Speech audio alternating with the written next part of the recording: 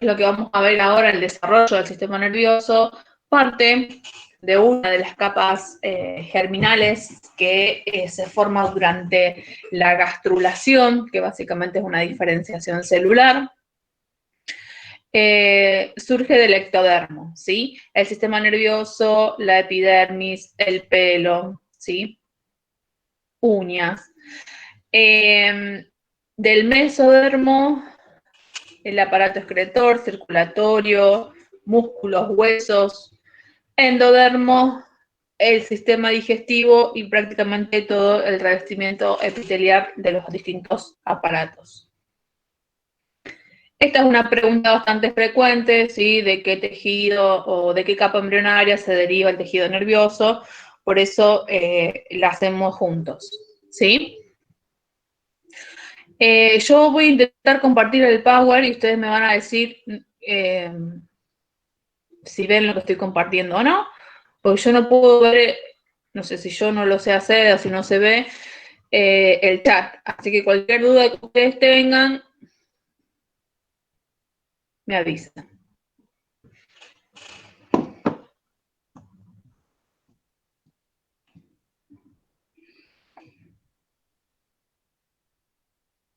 No sé qué dice.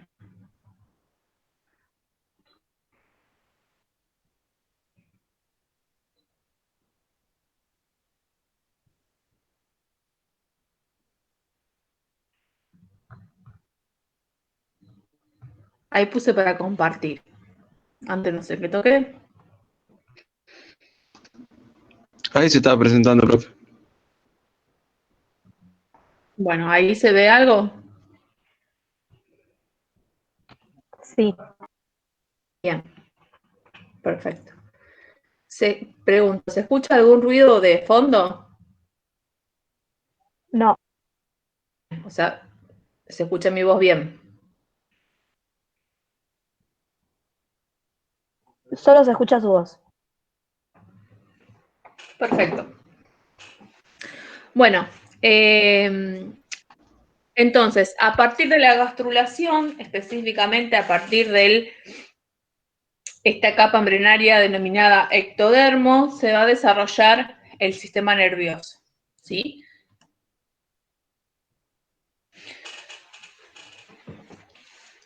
Quizás ustedes cuando vayan al texto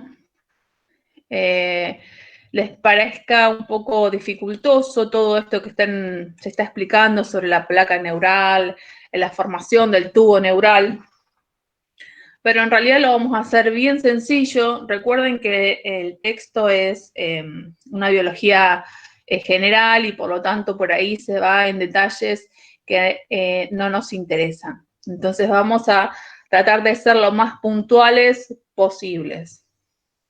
Yo acá traté de resumirlo en 3 puntos, pero bueno, ustedes cuando se vayan haciendo los resúmenes, obviamente que a lo mejor pueden ir poniendo más puntos, ¿está? Pero voy a tratar de hacerlo lo más simple posible.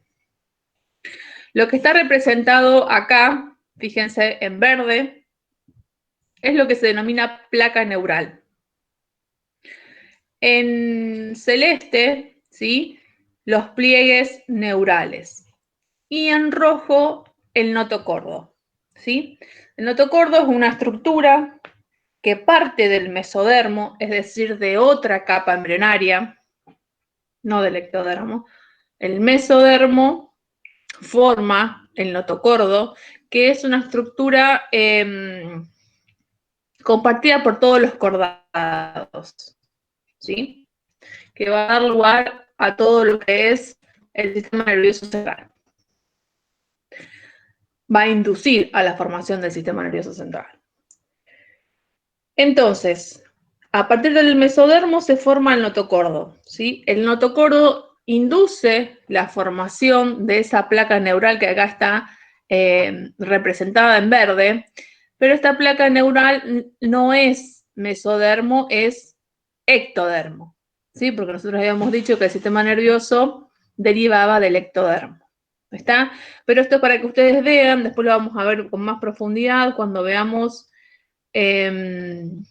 comunicación entre las células, que hay tejidos que pueden inducir el accionar de otros tejidos, como es este caso. El mesodermo induce a través del notocordo al ectodermo para la formación de la placa neural, ¿sí? Entonces tenemos la placa neural que está representada en verde y en celeste, que serían los bordes de esa placa neural, los pliegues neurales, ¿sí? Y por debajo el notocordo. En la placa neural, si vemos a la segunda imagen, vamos a ver que se va haciendo un surco, es decir, se va invaginando o haciendo un pocito. ¿Ven esto? Esto se denomina surco neural. Y si vemos la imagen de abajo, los pliegues de ese surco neural se unen o se fusionan para cerrar del todo y formar el tubo neural, que sería este de acá. ¿Sí? Entonces abajo se ve el tubo neural, el notocordo, ¿sí? De las crestas neurales se ven dispuestas acá y el ectodermo. Entonces, el notocordo induce la formación de la placa neural. La placa neural se imagina o forma, ¿sí?, un surco. Los pliegues de ese surco se van a unir formando el tubo neural. Esto habíamos dicho que ocurría después del proceso de gastrulación, porque obviamente se origina a partir de estas capas embrionarias, del ectodermo específicamente. Después de la formación del tubo neural, alrededor de 40 días después, se van a formar 3 vesículas, ¿sí?, que son las que están representadas acá, que es... esperen un segundito.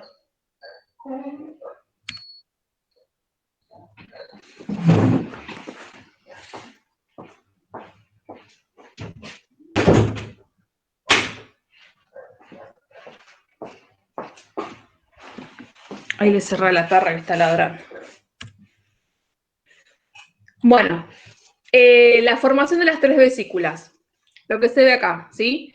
1, 2 y 3. Por el principio son 3, después vamos a ver que van a ser 5 y que van a dar lugar a todo lo que es el encéfalo, ¿sí? Que lo vamos a estudiar después de las vacaciones. Las vesículas se denominan prosencéfalo, mesencéfalo y romboencéfalo. El resto del tubo neural va a dar lugar, que acá está en amarillito, a la médula espinal. En esta imagen se ve lo mismo, se ve otro más grande, el embrión completo, se ve el prosencéfalo, ¿sí?, mesencéfalo, romboencéfalo y el resto del tubo neural que va a dar lugar a la médula espinal, ¿sí?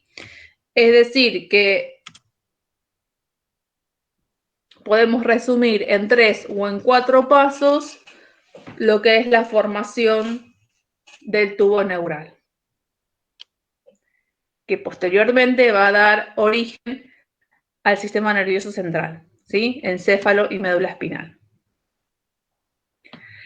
Vamos a ver también en el embrión el desarrollo de los caracteres sexuales. Más o menos a partir de la 6ª semana, el embrión posee gónadas primordiales, ¿sí?, que tienen bipotencialidad. Esto quiere decir que estas gónadas primordiales se pueden desarrollar tanto en testículos como en ovarios. ¿De qué va a depender esto? Va a depender de la expresión de un gen que se encuentra en el cromosoma Y, el gen SRY, que codifica para una proteína específica que induce la formación de testículos. Entonces, en presencia del cromosoma Y, en presencia del gen SRY, se expresa una proteína que induce la formación de los testículos. En ausencia de esa proteína, ¿sí?, es decir, que el embrión no tiene el cromosoma Y, esa gónada primordial se va a desarrollar en ovario. Lo mismo, o digamos, algo parecido, sucede, si ustedes miran la segunda imagen, con los conductos o los sistemas, ¿sí?, de Müller y de Wolf. ¿Qué son estos conductos o estos sistemas? Nosotros hasta ahora cuando hablamos de la gónada primordial, ovario, testículos, hablamos de las gónadas, que es esto que yo estoy marcando acá ahora, ¿sí? Ovarios o testículos. Todo el aparato reproductor requiere de otras estructuras, ¿sí? Esas otras estructuras se denominan conducto o sistema de Wolf y conducto o sistema de Müller. ¿Qué es lo que pasa? En presencia de testículos, es decir, que esto que está acá ya sucedió, la gónada primordial se desarrolló en testículos, entonces, en presencia de testículos, se va a desarrollar el sistema de Wolf, ¿sí? Además, en presencia de testículos, además de la testosterona, se produce una hormona que se llama antimülleriana, es decir, que impide el desarrollo del sistema de Müller, ¿sí? Entonces, en presencia de testosterona y de la antimülleriana, se inhibe el sistema de Müller y se desarrolla el sistema de Wolf. Y en ausencia de testículos, es decir, de testosterona y de la hormona antimülleriana, se va a desarrollar el sistema de Müller. El sistema de Müller involucra el desarrollo de las trompas de falopio, el útero y parte de la vagina. Mientras que el sistema o los conductos de Wolf implican el desarrollo de los conductos eferentes, el epidídimo, las vesículas seminales y los conductos eyaculadores. ¿Está?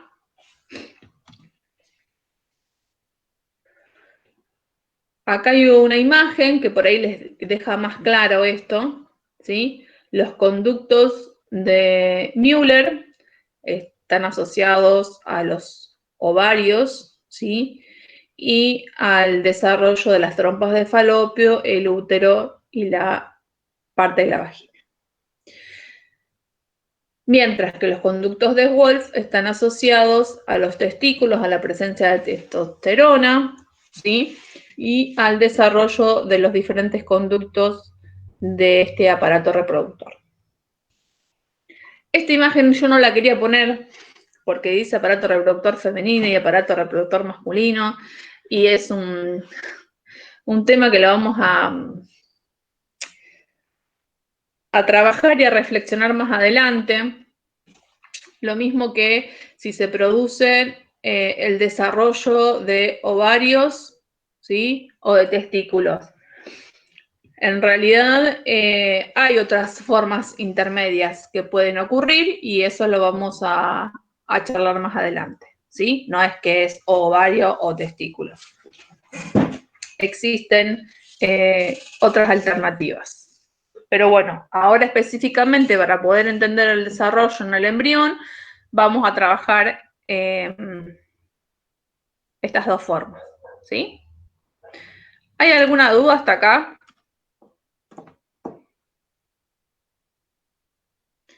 Recuerden que no puedo ver el chat, así que alguien, si tiene alguna duda, ponga el micrófono o si lo escriben en el chat, que alguno de los chicos me diga.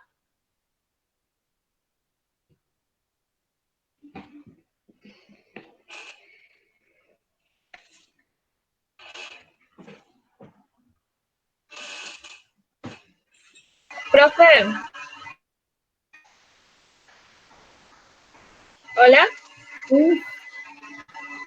Sí, dijo que en los conductos de Müller también se forman las trompas de falopio, ¿correcto? Sí. Ok, gracias.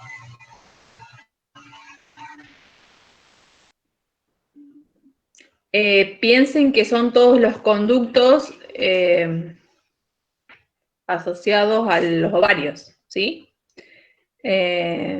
Müller, el sistema de Müller, o conductos de Müller, como está acá, se desarrollan la trompa de falopio, el útero y, digamos, una parte de la vagina, ¿sí? Vamos a ver después, ahora, en realidad, el desarrollo externo de los genitales.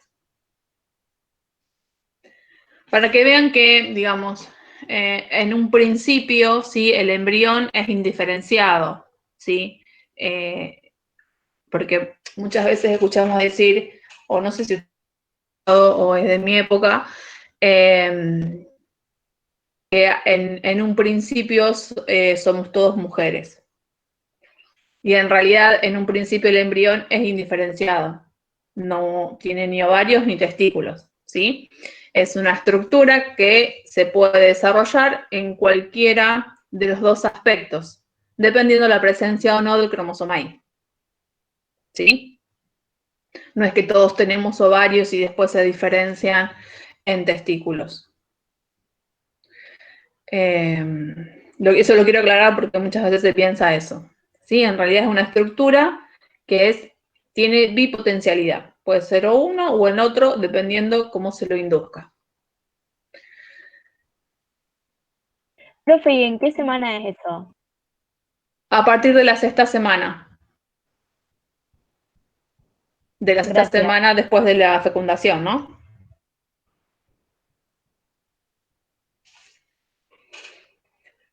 Entonces vimos el desarrollo de las gónadas, ovarios o testículos, y el desarrollo de los conductos internos que constituyen todo el aparato reproductor. Más o menos alrededor de la semana 10, ¿sí? Ya está formado el testículo y los conductos internos, y empieza el desarrollo de los genitales externos, ¿sí? También partimos de las mismas estructuras en la semana 10, fíjense que las estructuras son semejantes, ¿sí? En presencia de la testosterona, ¿sí? Se va a desarrollar el glande, el tallo del pene y el escroto. En cambio, en ausencia de testosterona, se va a desarrollar el clítoris, los labios mayores y los labios menores, ¿sí? Dando lugar a las estructuras características de cada uno de los sexos. Más o menos en la semana 12, ¿sí? Se recomienda hacer una ecografía que se llama transnucal, donde teóricamente algunos ecógrafos se animarían a decir el sexo del feto, ¿sí? Pero muchas veces le pueden errar, porque fíjense que todavía no está del todo desarrollado, ¿sí? Así que muchas veces tienen que ir para atrás, y lo que en un momento se dijo que era varón resultó ser una nena, solamente que las estructuras todavía no estaban del todo formadas. Terminan de formarse o de desarrollarse alrededor de la semana 14. ¿Sí?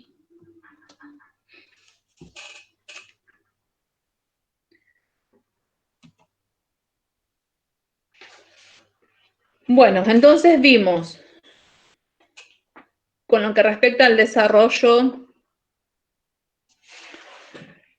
la formación de las gametas, fecundación, las etapas, ¿sí? Por las que pasa el embrión, las estructuras y los procesos que se dan en esas etapas del embrión hasta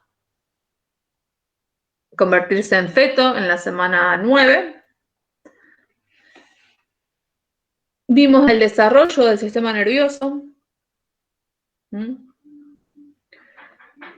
Fíjense que si nosotros hablamos de gastrulación a partir de la tercera semana, o sea, a partir de la tercera semana, mediados de esa semana comenzaría o podría comenzar a partir de el notocordo la formación de la placa neural, ¿sí?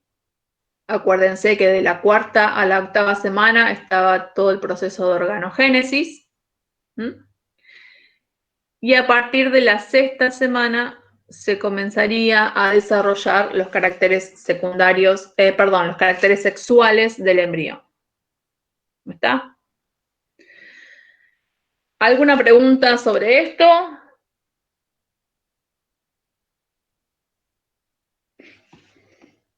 Ahí ustedes van a tener que estudiar.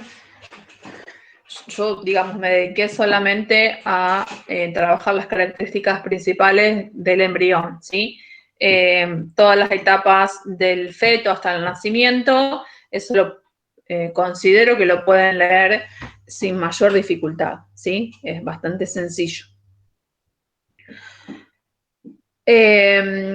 Si hablamos de los efectos que el ambiente puede tener sobre el desarrollo del embrión y feto, primero podemos nombrar la malnutrición, ¿sí?, del cuerpo gestante, lo cual lleva no solo a malformaciones estructurales, sino también cognitivas. Y también podemos hablar de ciertas sustancias. ¿Cuántas veces hemos escuchado que fumar o tomar alcohol o drogarse durante una gestación afectan directamente al embrión o al feto?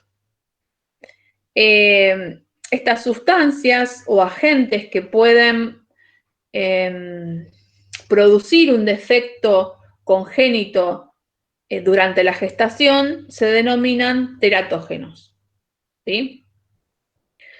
Algunos de estos teratógenos son los que ya nombré: el alcohol, el tabaquismo, sustancias ilegales, radiación. Vieron que siempre que van a hacerse una radiografía les preguntan si existe alguna posibilidad que las mujeres estén embarazadas. Incluso no sé si te hacen firmar algo diciendo que no estás gestando. Y también, y muy importante, hay muchos medicamentos que pueden resultar teratógenos en esta etapa embrionaria y fetal. Prácticamente durante la gestación de los 9 meses solamente está permitido tomar paracetamol. Bueno, si ustedes ven la imagen, está descrito el periodo desde el cigoto hasta el nacimiento, o una gestación a término de 38 semanas, por semanas, ¿sí? De la 3 a la 8. Fíjense que de la 3 a la 8 yo que les había dicho que estaba el proceso de gastrulación y el de organogénesis. Entonces, el periodo de mayor vulnerabilidad a estos teratógenos es entre la 3ª semana y la 8ª, donde se están diferenciando los tejidos y se están formando los órganos, ¿sí? Fíjense acá todas las anomalías que pueden generar. En cambio, en la etapa fetal, quizás está más asociado, como los órganos ya están formados, quizás está más asociado al crecimiento, ¿sí?, del feto. Seguramente escucharon que progenitoras fumadoras tienen hijos de bajo peso y demás.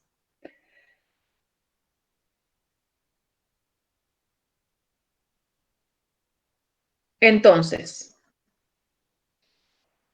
lo importante acá es pensar, digamos, y analizar los efectos del medio ambiente, pensando también en la epigenética, que ustedes ya lo vieron en la unidad anterior. Yo les voy diciendo para que ustedes vayan relacionando todas las unidades.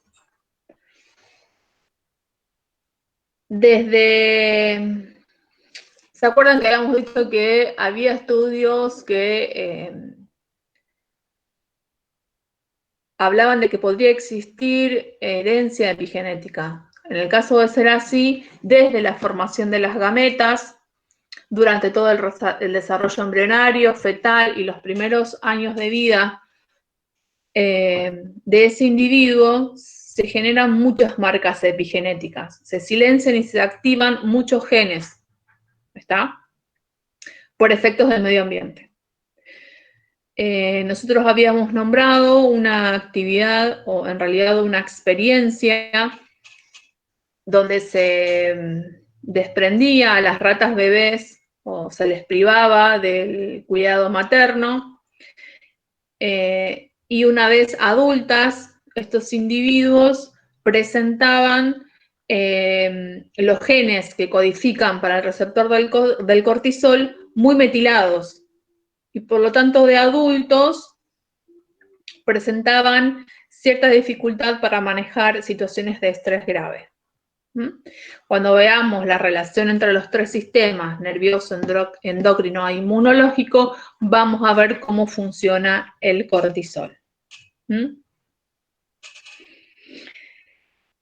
Pero ustedes siempre traten, a medida que vamos avanzando con los temas, de poder ir relacionando con los temas anteriores.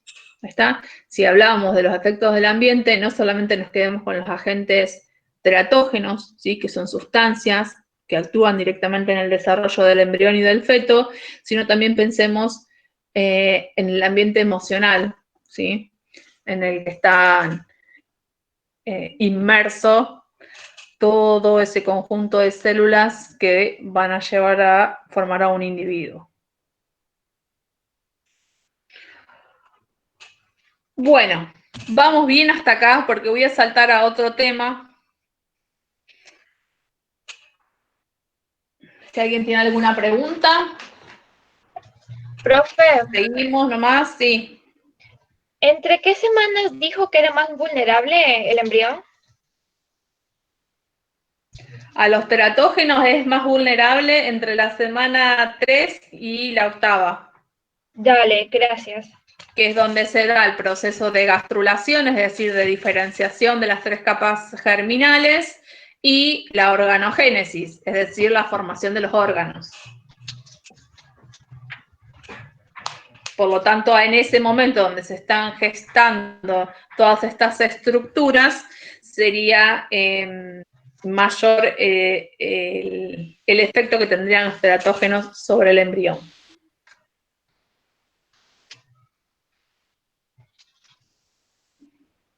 ¿Alguna otra pregunta?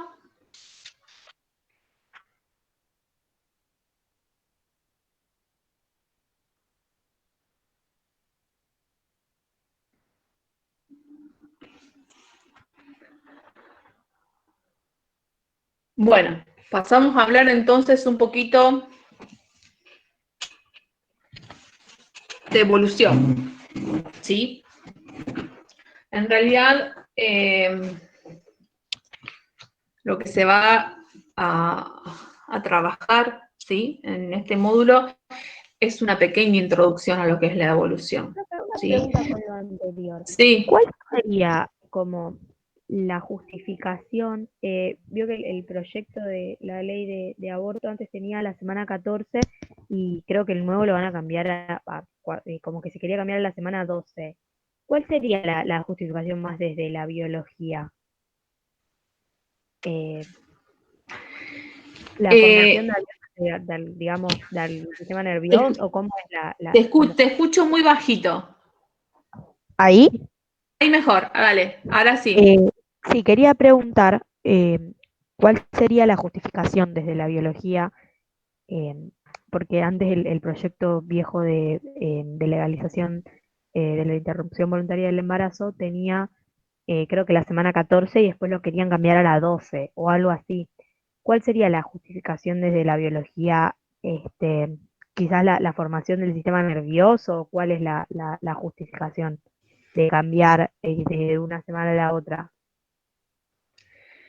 Mira, desde la biología yo no podría darte ninguna justificación, porque según lo que estamos estudiando, ¿sí? En la 8ª semana se terminó de desarrollar, digamos, en realidad se terminó la organogénesis y están todos los órganos de forma rudimentaria, pero están todos formados a partir de la 8ª semana. Y en función de lo que quede por el tiempo que termina la gestación, esos órganos lo que tienen que hacer es crecer y empezar a funcionar, digamos. Yo creo que la justificación va por otro lado. Claro, es más social digamos, el argumento, podría ser. Yo creo que la justificación, digamos, desde la biología es lo mismo que, digamos, bueno, no, que eso se usaba antes, ahora ya se sabe que desde el momento de la fecundación hay vida, ¿sí? Antes se decía que no. Bueno, es decir, las cosas van cambiando. Desde la biología, si hablamos del desarrollo del sistema nervioso, hay que ver qué parámetros toman. Nosotros sabemos que a partir de la 8ª semana, ya prácticamente los órganos están formados y el tejido nervioso está prácticamente listo para madurar. Entonces hay que ver qué criterio se toma en función de qué semana, ¿sí? En realidad el sistema nervioso de una persona, desde que se inicia la gastrulación, que se forma el ectodermo, hasta que somos adultos, se sigue desarrollando, ¿sí? Obviamente se desarrolla en toda la etapa embrionaria, fetal, los primeros años de vida son fundamentales y se desarrolla durante toda la vida. Es decir, hay que ver en la nueva ley si se basa si hay algún punto que se base en un argumento biológico específico. La verdad que no lo sé. Sí sé que tiene que ver más, uno de los argumentos tiene que ver más con la decisión de la madre, ¿sí? En realidad del cuerpo gestante. Habría Claro, que sí, leer sí, bien el porque, proyecto y ver si está introducido algún argumento biológico. claro, no, porque yo en el proyecto que leí, digamos, siempre veo más lo social o por ahí la decisión de la mujer, pero nunca veo ningún argumento y quería saber si lo hay o lo que sea, o quizás lo hay y nunca le presté atención, por eso preguntaba. Gracias. No, de nada. Sí, la verdad que me generaste curiosidad. Habría que ver si en el nuevo proyecto hay alguna justificación biológica que puede ser, pero bueno, habría que revisarlo. O quizás va más del lado de las prácticas. Ve usted que depende de la semana de gestación es distinta la práctica este, que se hace. Puede ser. Sí, la verdad que no lo sé. Tendríamos que buscar el nuevo proyecto y ver, volver a repetir si hay algún argumento con respecto a lo biológico. Sí, yo sé que en algún momento se tomaba si era o no vida y después se tomaba el desarrollo del sistema nervioso, pero bueno, ahí es como hay varias semanas donde el sistema nervioso se está desarrollando desde muy temprano, entonces es difícil hasta incluso saber si uno está gestando mientras se está desarrollando el sistema nervioso. Entonces a lo mejor esos puntos yo no creo que estén en el proyecto. Pero bueno, lo podemos averiguar. Gracias. No de nada. Bueno, pasando a lo que es la introducción a la evolución. A lo mejor hay algún compañero o compañera que nos pueda decir algo con respecto a esto. Y si no, bueno, lo buscamos para la próxima.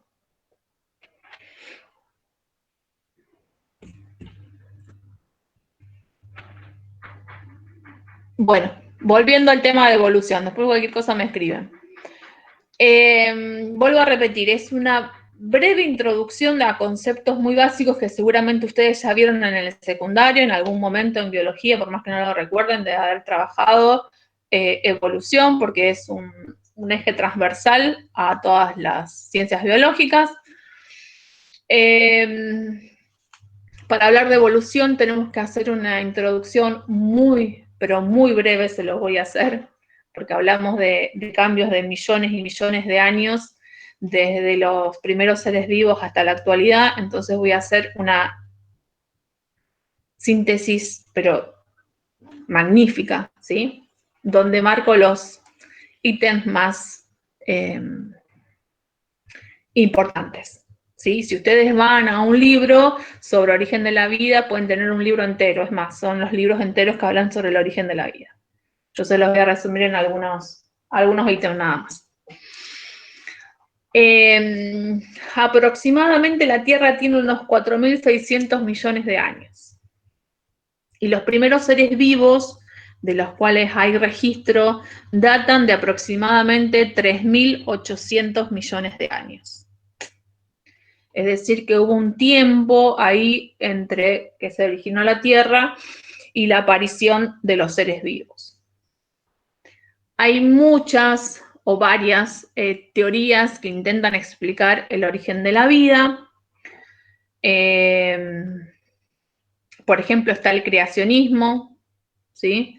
Que en realidad no es una teoría porque no tiene un fundamento teórico, sí es una creencia que puede ser factible, ¿sí? O sea, es decir, no quiero desestimar ninguna idea de cómo se originó la vida, porque imagínense que acá podemos filosofar hasta quinto año, más o menos. Lo que sí quiero hacer hincapié a lo largo de la historia, ¿sí? Algunas de esas teorías fundamentales fue el creacionismo, ¿sí? Donde hay un ser superior que forma a los seres vivos. Hay alguna teoría que incluye a que la vida se origina por influencia alienígena. Y la teoría más aceptada por el campo científico es la de la biogénesis, ¿sí? Es decir, que a partir de moléculas inorgánicas que existían en la Tierra primitiva, dadas las condiciones especiales que tenía la Tierra primitiva, que eran condiciones muy extremas, como no había oxígeno, no existía la capa de ozono. Si no existe la capa de ozono, todas las radiaciones electromagnéticas del Sol caían sobre la superficie terrestre sin ningún filtro. Había altas temperaturas. Y todo esto generó las condiciones para que haya una evolución química. ¿Qué quiere decir esto? Que a partir de moléculas inorgánicas se pudieron formar moléculas orgánicas. ¿Sí? Voy a ir a la siguiente diapositiva. Uno de los experimentos que avala esta teoría es el experimento de Miller, que ustedes lo pueden ver ahí, que es como si fuera una cañería cerrada para que no ingrese nada del exterior. Lo que trata es de simular las condiciones de la Tierra primitiva. Este balón que se encuentra acá con agua intenta simular los océanos, ¿sí? Hay algunas moléculas inorgánicas, como por ejemplo el metano, el amonio, ¿sí? Agua, hidrógeno, son moléculas inorgánicas. Y esto que está acá intenta dar como electricidad representando a la atmósfera caliente y a los rayos que provenían desde el Sol directamente sin que hubiera una capa que los pudiera filtrar. Dejaron esa experiencia funcionar alrededor de una semana y después buscaron en ese caldo, ¿sí? Que representaba a los océanos de la Tierra primitiva y encontraron sustancias orgánicas, ¿sí? Como algunos aminoácidos, ácido acético, glucosa. Entonces, este experimento permitió validar esta teoría de la biogénesis, ¿sí? De cómo es posible que, dadas las condiciones de la Tierra primitiva, a partir de moléculas inorgánicas se puedan formar moléculas orgánicas. Fíjense, yo les dije 4.600 millones de años del origen de la Tierra y 3.800 de los primeros seres vivos, o sea, tenemos 800 millones de años entre un suceso y el otro. Entre esos 800 millones de años, ¿sí?, fue sucediendo todo esto que yo les fui contando.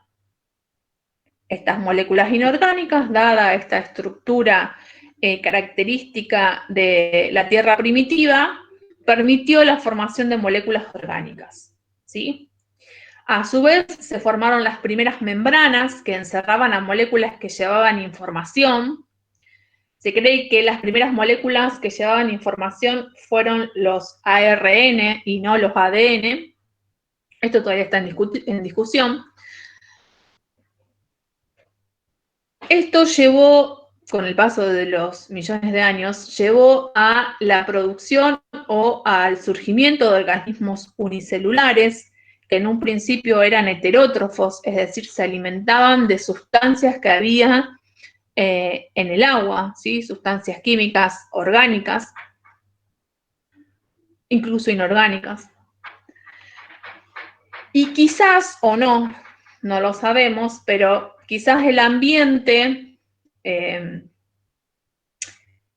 gestionó una presión selectiva sobre esos organismos que eran heterótrofos y surgieron organismos autótrofos. Es decir, organismos que no necesitaban de esas sustancias para alimentarse, sino que podían producir sus propias moléculas orgánicas, ¿sí? Es decir, apareció la fotosíntesis. Al aparecer la fotosíntesis, se libera oxígeno en la fotosíntesis, no sé si recuerdan. Creo que nosotros lo habremos visto en la unidad número 1. En la fotosíntesis se libera energía, perdón, se libera oxígeno. Ese oxígeno permite dos cosas fundamentales. Primero, la formación de la capa de ozono, porque los ozonos son la unión de tres átomos de oxígeno. La formación del ozono hizo posible el paso de millones de años el desarrollo de la vida en la superficie terrestre. Y a su vez, la existencia de oxígeno permitió, ¿sí?, el surgimiento de organismos aeróbicos. Los organismos aeróbicos nosotros lo vemos cuando tenemos respiración celular, ¿sí?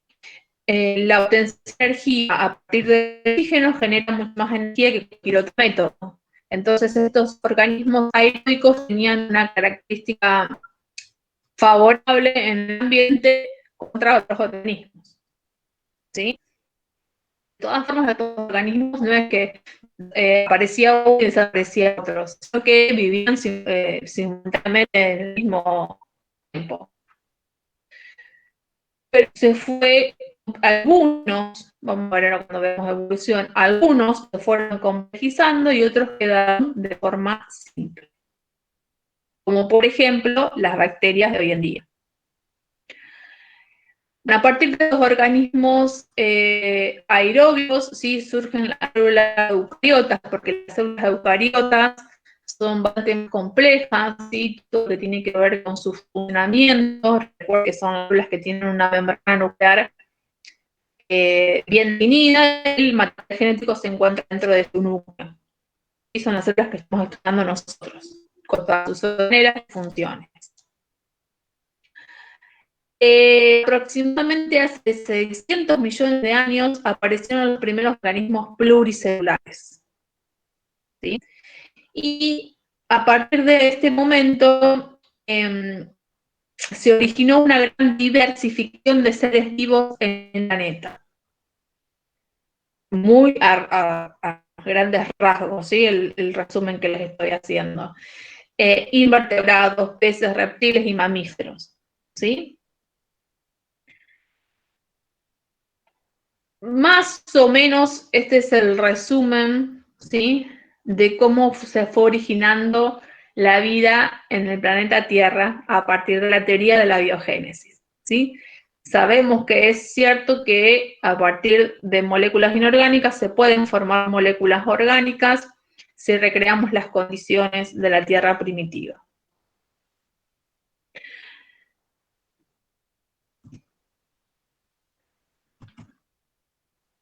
Si voy muy rápido, si quieren hacer alguna pregunta, me avisan. Recuerden que no puedo ver el chat. Profe, Sí. usted dijo que de los organismos aeróbicos, ¿qué surgió? Luego de los organismos aeróbicos surgieron las células eucariotas. Dale. Porque las células eucariotas obtienen energía a partir del oxígeno. Y ustedes seguro que en el texto de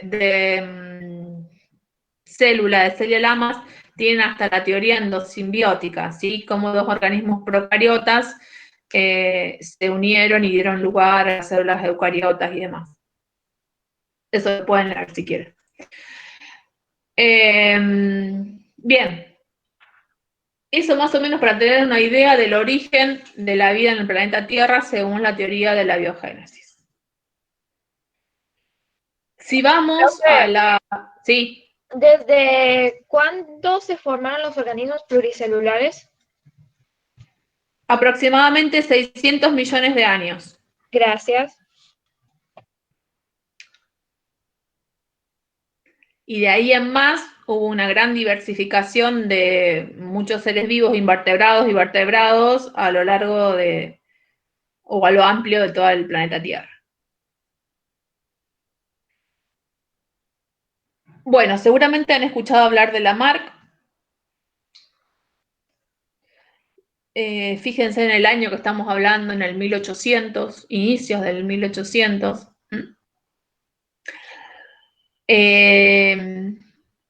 Lamarck presenta lo que sería la primera teoría de la evolución, lo cual es muy destacable, hablando de la época, ¿sí? Se opuso a la idea que regía en el momento, que era el creacionismo. Y algunos de los postulados que tiene Lamarck sobre esta teoría de la evolución son los siguientes. Él habla de que hay una fuerza o existe una fuerza vital dentro de los organismos, ¿sí?, que los lleva hacia la perfección. Y habla del uso de los órganos, que más se utilice un determinado órgano, más se va a desarrollar y por lo tanto va a ser transmitido a la descendencia. Acá podemos mencionar el típico caso o ejemplo del cuello de la jirafa, ¿sí?, donde Lamarck había observado que las hojas de los árboles estaban más altos, entonces las jirafas, para poder llegar a esas hojas, iban estirando su cuello y que esta característica podía ser heredada en la descendencia. De alguna forma, él al hablar de evolución, ¿sí?, plantea un principio unificador a todos los seres vivos, es decir, la evolución se da en todos los seres vivos, ¿sí? 50 años más tarde, bastante más tarde, Darwin publica su libro El origen de las especies, ¿sí?, donde establece que las especies cambian, se originan y se extinguen, que la evolución es un proceso gradual y continuo, que hay un origen común a todos los seres vivos, y el principal aporte que hace Darwin es el mecanismo de la selección natural. La selección natural es un proceso, ¿sí?, por el cual un individuo una población tiene una característica beneficiosa, por lo tanto va a tener mayor posibilidad de sobrevivir. ¿Sí? Él observaba que el número de individuos en una especie estaba de alguna forma regulado y que los individuos de esa especie tenían rasgos diferentes, ¿sí? Rasgos variables entre un individuo y el otro, y que esos rasgos podían ser heredados por la descendencia. Él habla que la lucha por la existencia de los individuos que más se adaptaban a las condiciones ambientales tenían mayor posibilidad de reproducirse. ¿Sí? Entonces observaba en una determinada población, podía ir cambiando en función de los cambios del medio ambiente. Lo que yo quiero destacar acá es que, a ver, ¿cómo decirlo? No es que los organismos se adaptan al medio ambiente, ¿sí? Si tomamos el ejemplo de las jirafas, la jirafa no se adapta al medio. En realidad, dentro de una misma población, tenemos jirafas con cuello corto y jirafas con cuello largo, ¿sí? La presión selectiva del ambiente es que los árboles, ¿sí?, tienen las hojas, que es el alimento de las jirafas, mucho más alto. Sí, a lo mejor como un mecanismo de defensa del mismo árbol. Entonces, aquellas jirafas que expresen, ¿sí?, el fenotipo para tener cuello largo, iban a llegar a comer de las hojas de los árboles, por lo tanto iban a tener mayor éxito de sobrevivir y mayor éxito reproductivo. Y por lo tanto esa característica iba a ser heredada en la descendencia. ¿Sí? No es que la jirafa se adaptó o adaptó su cuello o una estructura de su cuerpo para poder sobrevivir. ¿Me explico? Eso es lo que quiero que quede bien claro con respecto a esto. ¿Se entiende? O sea, había de cuello largo y de cuello corto y después solamente sobreviven las de cuello largo, algo así. Sí, lo que yo quiero decir es que no es que un organismo se va a modificar para adaptarse al ambiente y sobrevivir. Por ejemplo, tenemos una población de bacterias, ¿sí?, que es resistente. Hay algunos individuos de esa población que van a ser resistentes a la penicilina y hay otros individuos de esa población que no van a ser resistentes a la penicilina, ¿sí? Vengo yo, les he hecho ahí en una cajita de Petri, les he hecho penicilina. La bacteria no se adaptó al ambiente. Yo ejercí una presión selectiva desde el ambiente que fue echarle la penicilina, ¿sí? Aquellos individuos que eran resistentes a la penicilina sobrevivieron y pueden dejar descendencia, y aquellos que no lo eran se murieron. Y si ningún individuo de esa población era resistente a la penicilina, ¿sí?, podemos hablar de una extinción.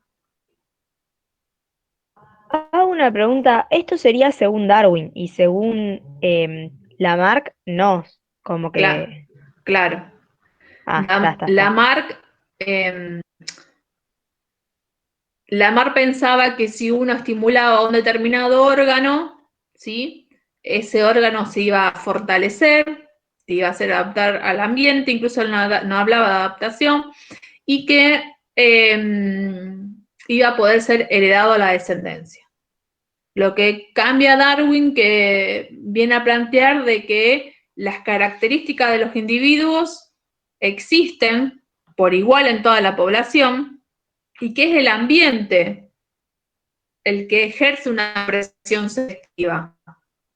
Aquellos que tengan la característica favorable para sobrevivir en ese ambiente lo van a hacer. No es que el organismo se adapta o se hace resistente para sobrevivir, ya lo era y le fue favorable en ese ambiente. ¿Me explico? Sí. Bien, porque esta es una idea que me interesa que quede bien claro.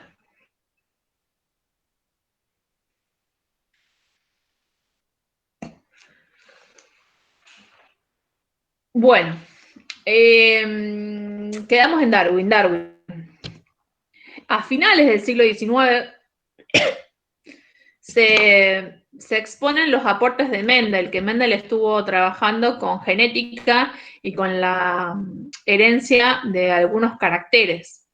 Entonces se arma, digamos, una teoría darwinista, pero con los nuevos aportes de genética, y se puede explicar, ¿sí?, cómo es que se transmite esa información de generación en generación, ¿sí? Que antes Darwin no sabía cómo era que se transmitía, qué era lo que se transmitía, esa característica, cómo se transmitía la descendencia, ¿sí? A partir de los aportes de Mendel, se puede explicar esto, ¿sí?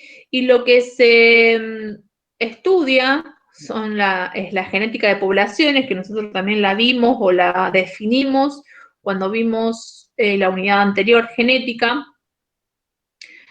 y en realidad se puede ver, ¿sí?, cómo cambian las frecuencias génicas de una población por el accionar de la selección natural.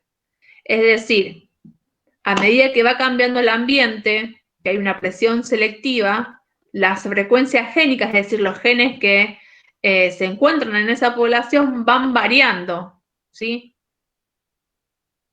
Varían en función de la presión selectiva del ambiente, es decir, de la selección natural.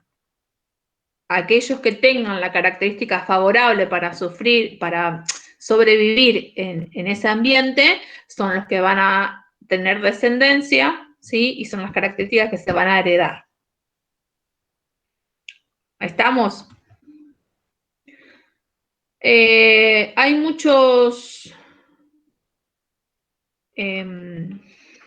muchas pruebas del proceso evolutivo, más allá de los fósiles, la misma observación, ¿sí?, que hicieron Lamarck o Darwin, eran prueba del proceso evolutivo. Más reciente podemos hablar de la anatomía comparada, de la embriología comparada, de estudios moleculares, ¿sí? Como vamos a ver ahora cuando terminemos de ver hominización, lo que es el genoma, ustedes ya lo conocen, pero no habíamos charlado del transcriptoma y del proteoma. Habíamos llegado nosotros a 600 millones de años, donde habían surgido los primeros organismos pluricelulares. Y a partir de ahí hay una gran diversificación de seres vivos, invertebrados, plantas, peces, anfibios, protozoos, reptiles y mamíferos, ¿sí? Por todo el planeta Tierra. Más o menos hace 5 o 6 millones de años hay evidencia de los primeros homínidos, ¿sí? Y acá volvemos a la unidad número 1, ¿sí?, donde habíamos trabajado la concepción biopsicosocial, ¿sí?, que hablábamos de la concepción estratificada y de la sintética, donde se mencionaba que la evolución biológica y cultural habían ocurrido de forma conjunta, ¿sí?, y que una retroalimentaba a la otra, y que esa interacción fue la que permitió el desarrollo de un cerebro más complejo, ¿sí? No es que se dio primero la evolución biológica y después la cultural, sino que fueron de forma simultánea y se fueron retroalimentando una hacia la otra. Hoy en día sabemos la importancia que tiene el medio ambiente social y cultural, ¿sí?, para el desarrollo del cerebro o del encéfalo. Entonces, si hablamos de los primeros homínidos, acá podemos hablar un montón, tenemos muchísima información. Lo que quiero dejarles claro, digamos, que el homínido actual es el Homo sapiens, que somos nosotros. Las otras especies se extinguieron, se fueron extinguiendo a lo largo del tiempo. Sí hubo convivencia, digamos, entre varias especies que vivieron en el mismo tiempo, pero bueno, somos la especie de homínido que quedó sin extinguirse. Hablamos de uno de los importantes cambios evolutivos biológicos en los homínidos, fue la bipedación, es decir, poder caminar en dos miembros. Esto implicó que el ambiente, la presión ambiental era favorable para estos individuos, ¿sí? Imagínense que antes se vivía en los árboles, por eso usábamos las cuatro extremidades, y el poder bajar de los árboles significa que no había predadores que nos mataran al toque. Había una presión selectiva favorable para estos individuos. Eso llevó a la liberación de las manos, ¿sí? La liberación de las manos llevó a poder formar herramientas. Y la producción de herramientas, por ejemplo, se me ocurre alguna herramienta para cortar carne o desgarrar carne de los huesos de los animales o del cuerpo de un animal. Esto le hubiese dado una ventaja evolutiva a aquellos individuos que tenían un rostro, ¿sí?, con características más pequeñas a nivel de mandíbula, dientes y músculos craneales, ¿sí? Porque ustedes imagínense, si no usan herramientas, todo eso, arrancar de la carne, el tejido y pelar los huesos, digamos, implicaba que tanto la mandíbula, los huesos, los músculos y los dientes ocuparan mucho espacio y sean muy grandes. En cambio, al poder producir herramientas, ¿sí?, le dio ventaja a los individuos que tenían estos rostros más pequeños, ¿sí? Y esto llevó también a que la cavidad craneana pueda ser más grande.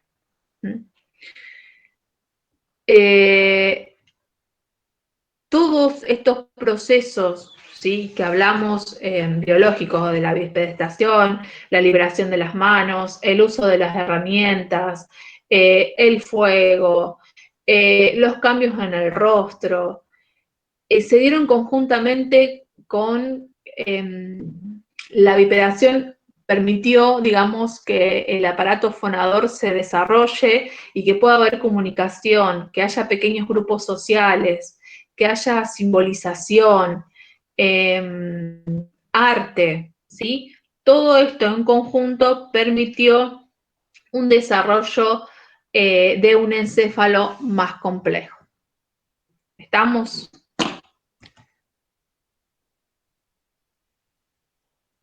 Esta imagen que les muestro acá es un árbol filogenético, ¿sí?, de los primeros, digamos, del primer antecesor común a todos los seres vivos, ¿sí?, que creo que lo vimos en la unidad número 1. Acá les puse un árbol filogenético de los dinosaurios, que mis hijos andan con los dinosaurios. Fíjense que tenemos un ancestro común y después se dividen en dos ramas, Orchenistia y Sauristia. Y dentro de ese mismo linaje de Sauristia tenemos un montón, pero un montón, ¿sí?, de especies. Fíjense acá cómo se bifurca, un montón de especies hasta llegar a las aves. Mientras que este otro linaje que se bifurca acá en Ornichorrisca, tenemos todos estos dinosaurios que no tienen nada que ver con todo este linaje de acá. Y acá es un árbol filogenético, ¿sí?, de los homínidos. ¿Qué quiero marcar con esto? Dos cosas. La evolución no tiene una finalidad, ¿sí? El ser humano no es la finalidad de la evolución, muy lejos de eso. Somos una más de todas las especies que están en el planeta Tierra. Y que la evolución no es lineal. Fíjense todas las ramificaciones que hay. Sí tenemos un origen en común, primitivo, pero todos esos linajes se fueron abriendo paso, dando lugar a especies diferentes. ¿Sí? Acá lo que quiero marcar, fíjense que desde el procónsul africanus, ¿sí? Epa, se me fue. Ahí. Tenemos varias ramificaciones, ¿sí? Que son hominoides, que somos. Uy, se me fue, espérenme.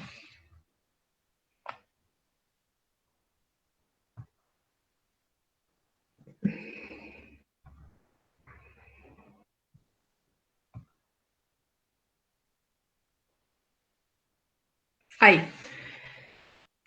Tenemos varias bifurcaciones aquí, y que acá estamos en el homínido, el ser humano, el Homo sapiens.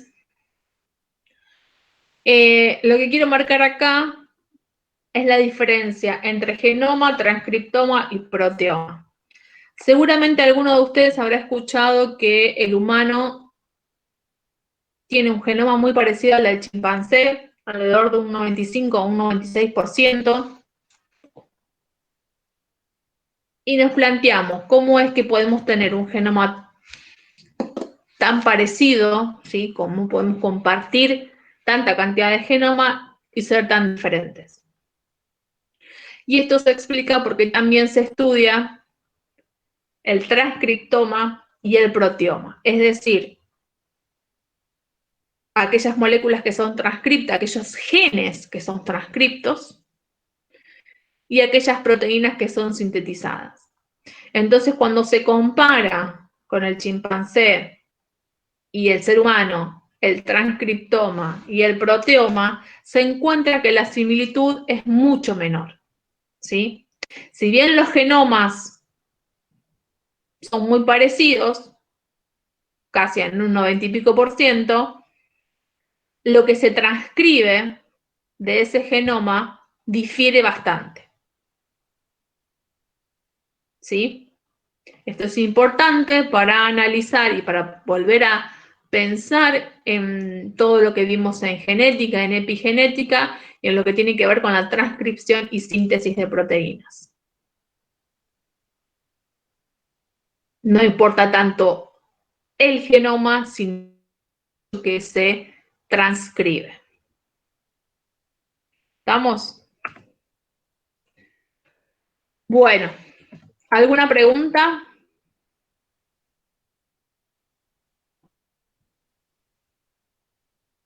Profe,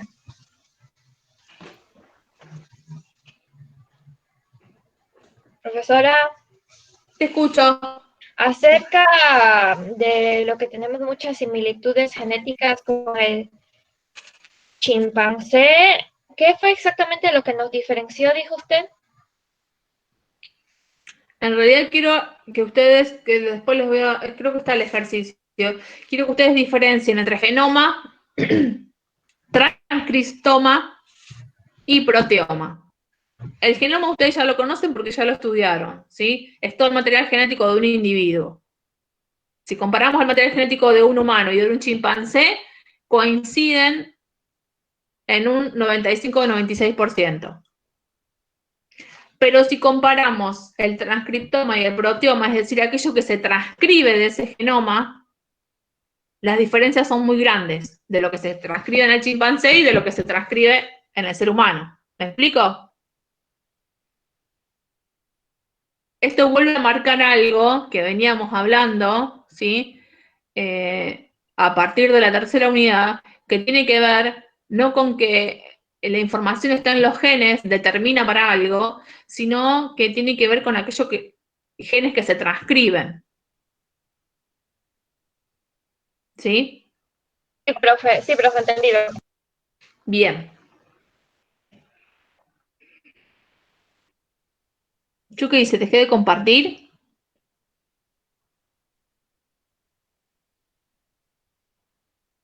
Sí, profe, no está compartiendo más. Ah, bueno, listo. ¿Alguna pregunta sobre todo esto? Dimos muchos temas hoy, pero bueno, como es la última clase, tuve que apurar un poquito.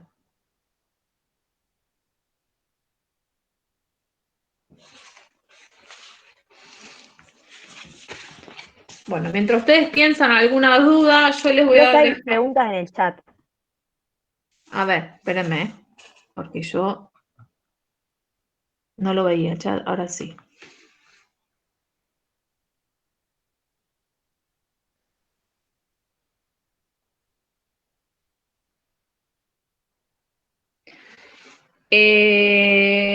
Ariel, ya está, ya subieron hace bastante el teórico 12 sobre evolución. Y de todas formas, el teórico número 11 tiene dos partes, A y B.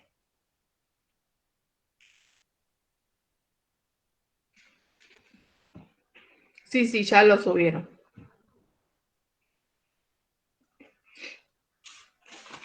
Yo de toda la guía, como no trabajamos tanto la guía hoy,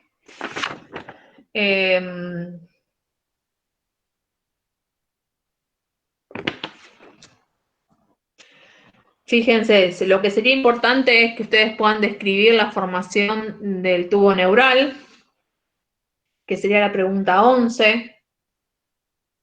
No, la 11 no, a ver.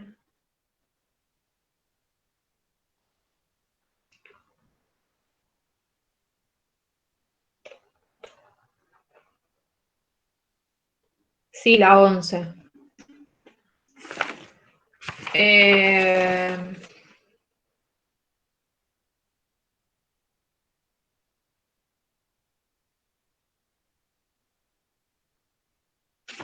De la parte de evolución, lo importante que pueden empezar por hacer es hacerse un cuadro comparativo entre los postulados de Darwin y de Lamarck.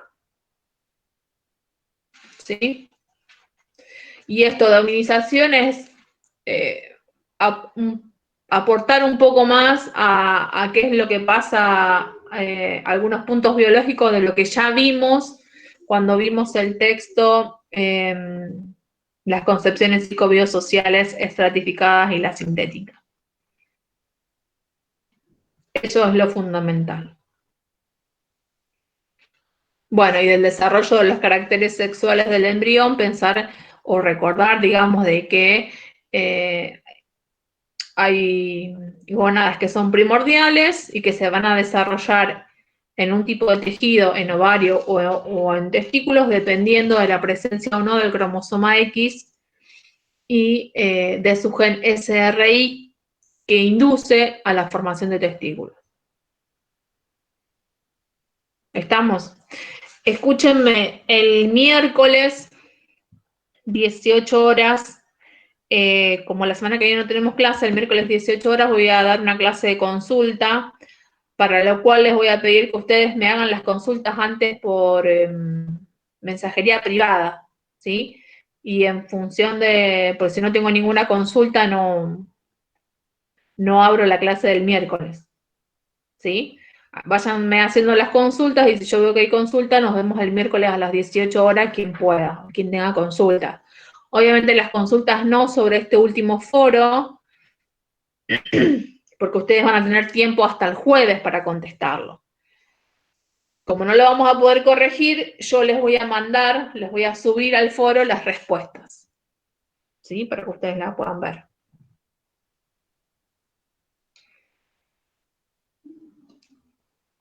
Y vayan siguiendo lo que se va subiendo en la plataforma, ¿sí? Después del receso invernal arrancaremos con sistema nervioso, ¿sí? Si quieren ir leyendo algo sobre el sistema nervioso, lo pueden ir haciendo.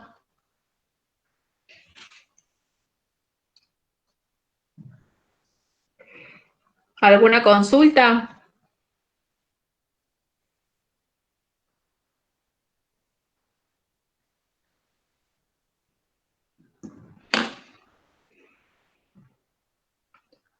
Bueno, si no hay consultas, pues, esperen que voy a revisar el chat porque yo siempre me quedo. Si no hay consultas, entonces recuerden que nos vemos el miércoles a las 18. Hagan antes las consultas por mensajería privada. Yo les voy a mandar un link que lo voy a hacer yo para desobligar a los ayudantes. Y se los mando por la mensajería del grupo, así todos pueden acceder. Ahora les voy a habilitar el foro de esta semana. Profe. Hace frío. ¿Me escucha? Sí, sí. Le iba a preguntar, la clase del miércoles a las 6 de la tarde, porque yo en realidad no tengo una consulta puntual, pero me gustaría volver a tocar el tema de espermatogénesis y ovogénesis. Si podríamos dar un breve repaso por ahí para cerrarlo un poco más, porque hay cosas, lo que yo fui leyendo, que por ahí me pareció bastante complejo y como que de eso arranca todo, entonces para poder cerrarlo un poco más, ¿podría ser el miércoles? Josué, escúchame, sí. Léelo bien, hacete las consignas, las preguntas, las dudas, bien concreto, y lo vemos el miércoles. Dale, no, más que nada quería tocar esos dos puntos básicos, porque si bien hice el ejercicio y lo presenté, como que me costó un poquito. Me parece muy bien. Lo que sí te pido que lo vuelvas a leer, que te vuelvas a hacer un resumen, una síntesis y que sea concreto. Mi duda es esta. Listo, ¿sí? Perfecto. Y lo vemos el miércoles, no hay problema. Claro, porque no quería poner el tema, cuando preguntaba bien las definiciones, yo no quería sacarlas textuales, quería por ahí armar algo y se me complicó. Bueno, no, escúchame, vos estás hablando del último foro. Claro. En el último foro las definiciones que tenían que hacer, cuando uno te dice pregunta definición, es la definición, ¿sí? Lo que pasa, profe, yo entré más tarde hoy porque tuve unas complicaciones y no sé si lo corrigieron o no. No lo corregimos porque la mayoría lo hizo bien. Perfecto. ¿Sí?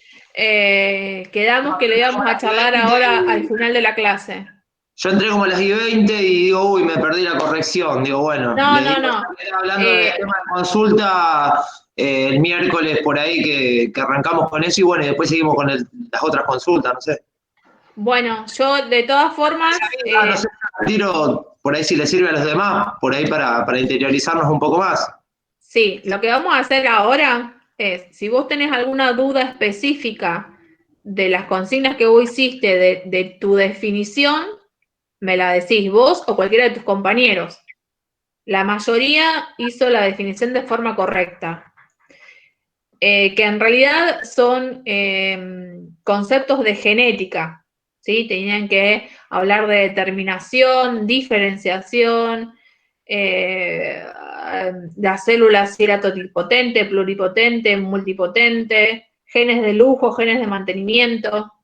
Bueno, eso viene en los textos, yo busqué y como que no encontré bien las definiciones y tuve que por ahí mandar un poco de Wikipedia y a buscar, interiorizarme con otros textos.